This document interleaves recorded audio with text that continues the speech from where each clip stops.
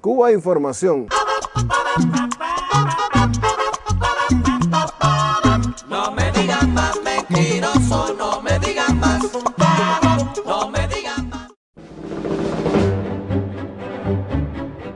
La inmediatez informativa que ofrecen las redes sociales en Internet le ha vuelto a jugar una mala pasada a la bloguera disidente cubana Yoani Sánchez y a su colaborador Orlando Luis Pardo.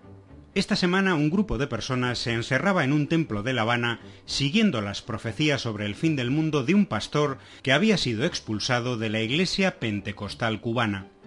Las autoridades de la isla, a petición de esta iglesia y de familiares de varios de los niños encerrados, decidieron acordonar la zona e iniciar un diálogo con el citado pastor. De todo ello informaron los medios de comunicación de la isla. Yoani Sánchez y Orlando Luis Pardo no tardaron en diseminar vía Twitter todo tipo de mentiras, conjeturas y bulos. Pardo hablaba de rumores crecientes de una inminente operación de asalto al templo por parte de la policía. Añadía que a esta hora puede estar pasando cualquier atrocidad si asaltaron ya el templo, y pedía que no haya impunidad con la violencia de Estado. Varios sitios en Internet hablaban incluso de francotiradores apostados.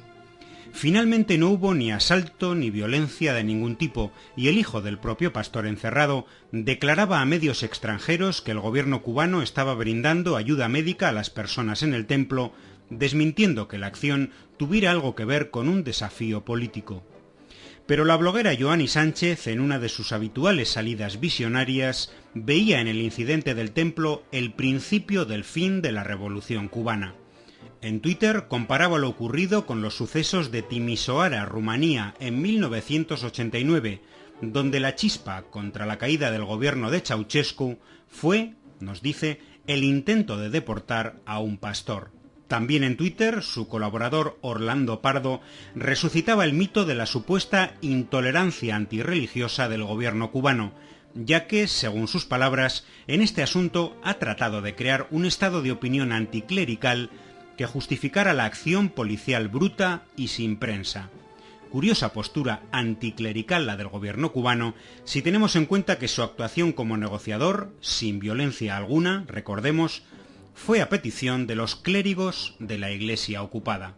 De hecho, la iglesia pentecostal cubana Asamblea de Dios denunciaba al pastor Braulio Herrera por su fanatismo religioso y recordaba que esta persona fue expulsada de sus filas por manipular a los creyentes y separar a padres de hijos. El reverendo bautista Raúl Suárez decía a BBC Mundo que este suceso es producto de los vínculos de algunos pastores muy concretos en Cuba con iglesias fundamentalistas de Estados Unidos, Puerto Rico, México y Centroamérica, que captan adeptos utilizando los milagros, las teorías del fin del mundo y hasta los suicidios colectivos. El diario de Miami, el Nuevo Herald, se apoyaba en el relato del bloguero Orlando Pardo para justificar al pastor fanático, y titulaba «Recluidos en templo rezan por una nueva Cuba». El periódico recogía además la crónica desde La Habana de otro miembro de la disidencia, Ignacio Estrada, al que presentaba, sin venir a cuento para la noticia, como un activista gay que se opone a las duras políticas del gobierno contra los cubanos VIH positivos. El tal Estrada cumplía a la perfección su papel y apuntaba a donde interesa al diario de Miami. El encierro en el templo quizá pueda ser un modo de protesta contra la Iglesia o contra el gobierno cubano.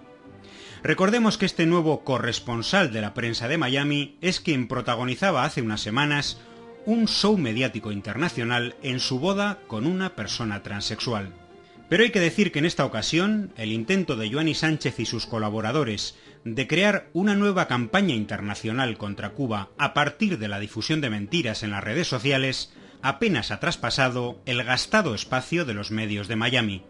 Los corresponsales en La Habana de medios de otras latitudes no le han dado la menor credibilidad.